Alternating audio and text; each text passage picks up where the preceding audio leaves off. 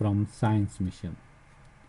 In 4 of the 8 autopsies of individuals with CJD aged 36 to 51, authors in the journal Nature found moderate to severe gray matter, vascular, and pituitary amyloid beta pathology that did not co-localize with prion protein deposition.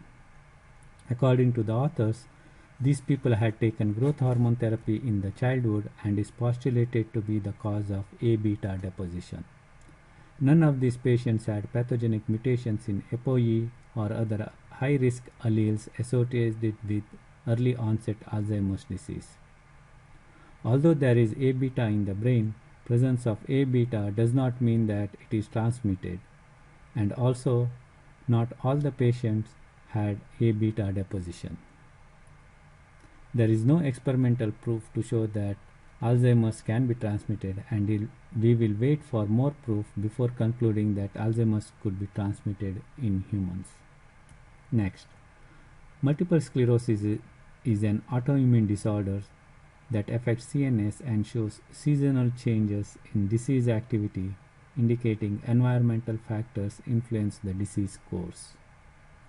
Researchers in the journal Cell report that treatment with melatonin ameliorates disease in an experimental model of multiple sclerosis and directly interferes with the differentiation of human and mouse T cells.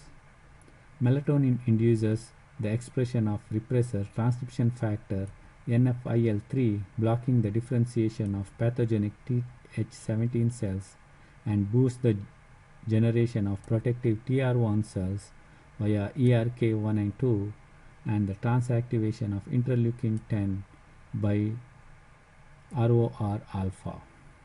These results suggest that melatonin is another example of how environmental driven cues can impact T cell differentiation and have implications for autoimmune disorders such as multiple sclerosis. For more news, visit us at www.sciencemission.com or Science Mission Facebook page. Thanks for watching.